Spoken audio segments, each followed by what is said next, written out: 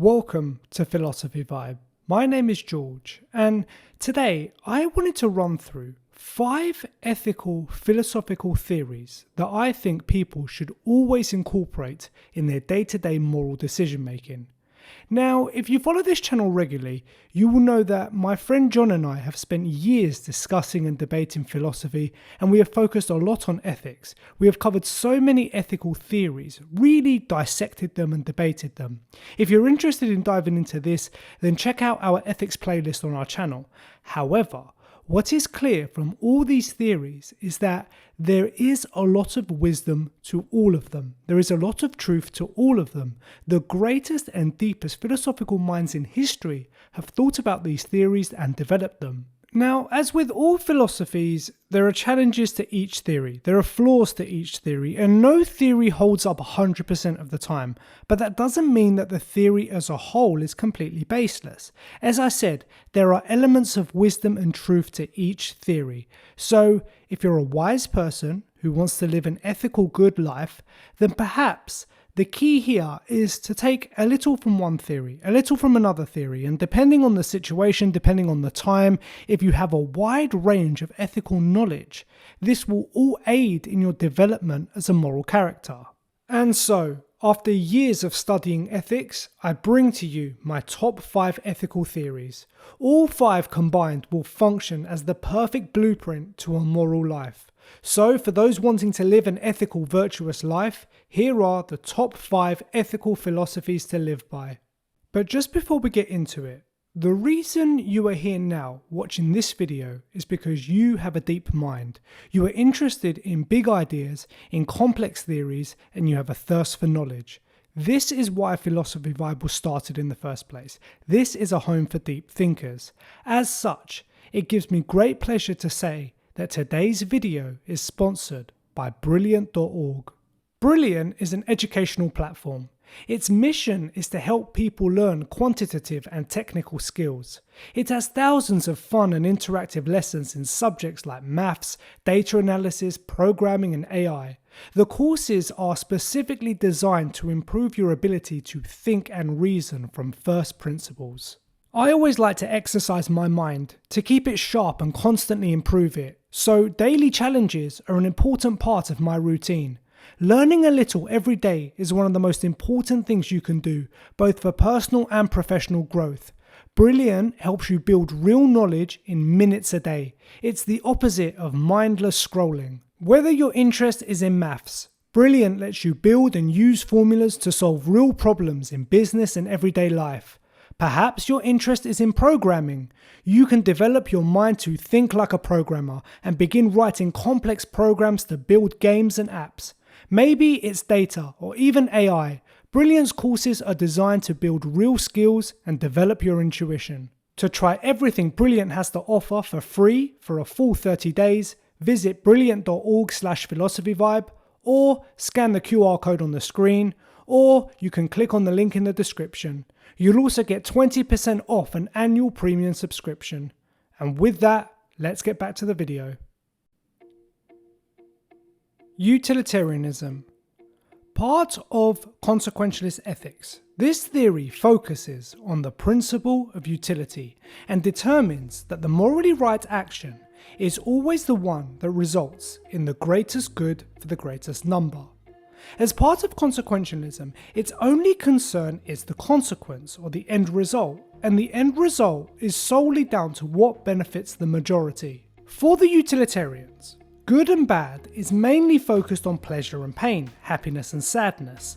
So, the moral decision is down to what will bring about the most pleasure and the least pain to the most people. Now, this is a very common sense approach to ethics, and it's a theory that should always be considered in ethical decision making.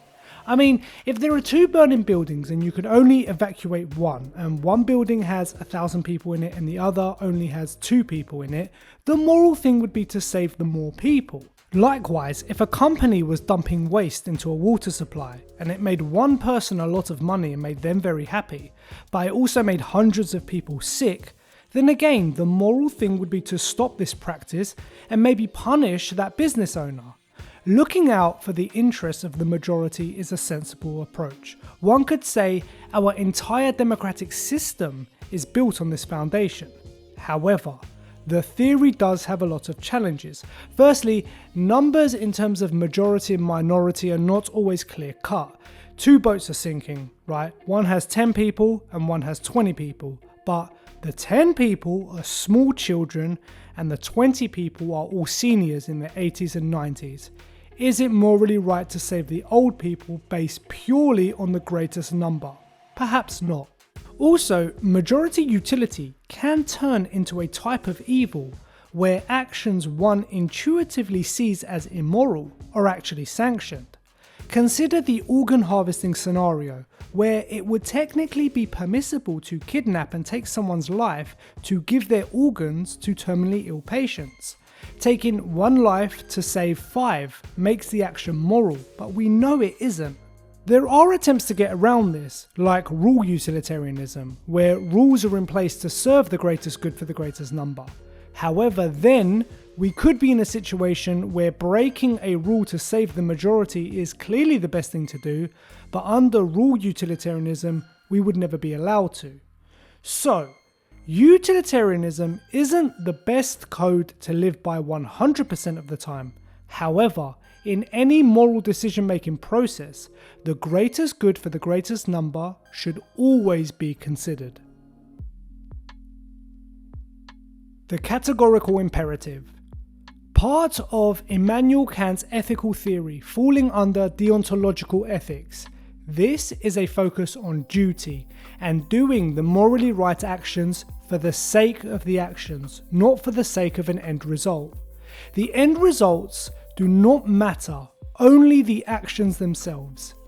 Whilst Kantian ethics has a lot to it, the central premise is the categorical imperative, which goes as follows. Act only according to that maxim, whereby you can at the same time will that it should become a universal law. Meaning, whenever you make a moral decision or a moral action, ask yourself, do you will that all people should act like this all the time? Would you want everyone to make the exact same decision in the exact same situation? If you do not, then you should not act this way. If you are willing for that action to be universalized, then you should act this way. Let's suppose you're in a shop and you're about to steal something. Ask yourself, what if everyone stole when they wanted something? How would society look? Would you want to live in a society where everyone could just steal when they wanted something? Would there not be a social breakdown? No personal possessions are ever safe, stores shutting down or refusing to open.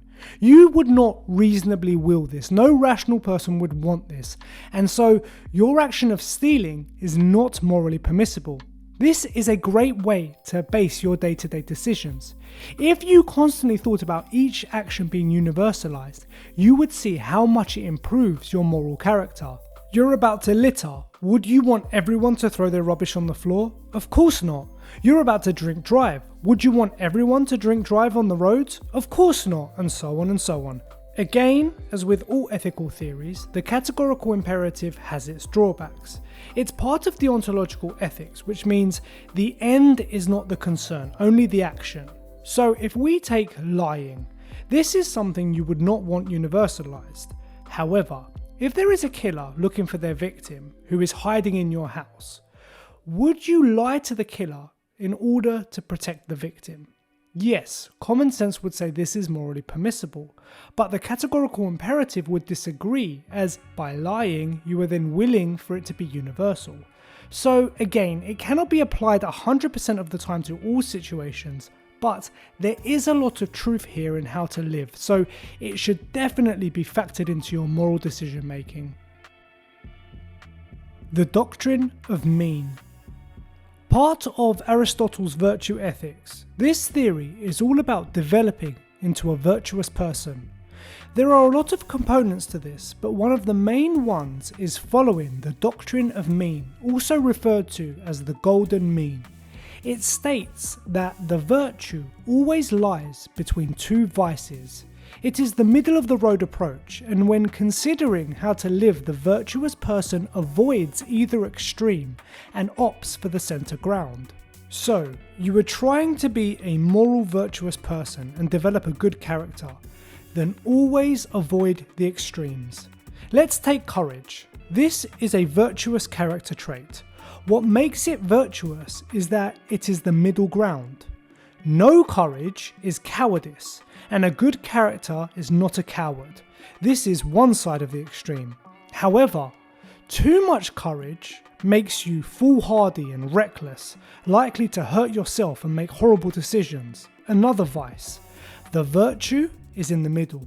You're not a coward, nor are you reckless. You are courageous. This is the virtuous character. You can apply this to all areas of your life. Should you work all day and night, make loads of money but never see your family? Or should you never work, spend all your time with your family but earn no money and live in poverty? The virtue lies in the middle. This is a great doctrine to implement in your lives. Now, of course, this is not exactly a moral theory per se. It's not about the moral decisions you should make, but rather about developing into a virtuous person. And as a virtuous person, you make better decisions all round, and this will aid with your moral decision making. Of course, the golden mean does leave a lot to subjective opinions. What actions exactly are courageous or generous or ambitious might be subjective, and the golden mean for some may be different for others. This theory does not tell you exactly what you should do. Nonetheless, it is a great doctrine to think about and base your decisions around, and usually I would argue middle of the road won't let you down. Agape. Part of situation ethics developed by Joseph Fletcher. The central concept of this ethical theory is agape. It comes from the Greek word agape, which means love. But in this context, it's not meant as a type of romantic love or family love. Rather, the concept of agape is a higher love. It is a love for mankind. It's a love for all people, for all human beings in general. It is a desire to want what is best for everyone, to maximize everyone's well-being. Agape is linked to Christian ethics, based on Jesus' teachings of love thy neighbour. As such, your moral decisions should just be focused on agape. Whenever you are faced with a moral decision or a moral choice, the only question you should ask yourself is, what is the most loving thing to do? There's not a set of rigid rules governing your actions. It's only based on outcome. If stealing or lying, for example, is the most loving thing to do in a particular situation, then it is morally permissible. In each situation, you do the most loving thing for all people involved. That's it. Now, this is a lovely theory to follow, pun intended. Approaching moral situations and moral decision making with love is a great principle to live by. Following agape, having a love for humankind, wanting only what is best for all people is a beautiful sentiment to hold and should definitely be a guiding factor in your day-to-day moral decisions. Of course, this is ultimately a consequentialist theory, as outcome is the only concern. Some say this is just another version of utilitarianism. Instead of greatest good, it's around love. I don't think that's entirely fair, as utilitarianism focuses more on pleasure, whereas agape focuses on love, which is a far deeper concept. However, as a sole ethical theory, this does fall short, as it's just too ambiguous and leaves too much to subjective opinion.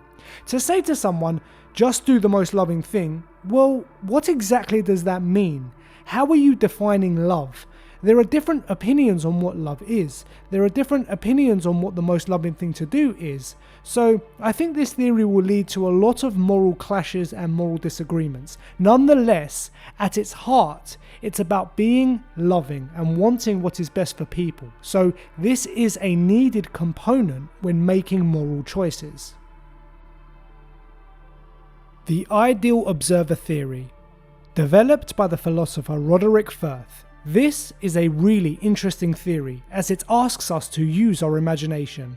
This theory asks us to imagine a hypothetical morally perfect person who is observing us.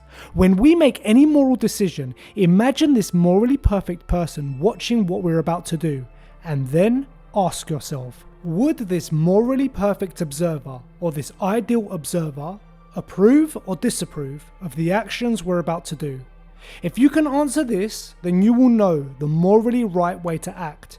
Whenever you do something, imagine this morally perfect judge looking at you and judging your actions.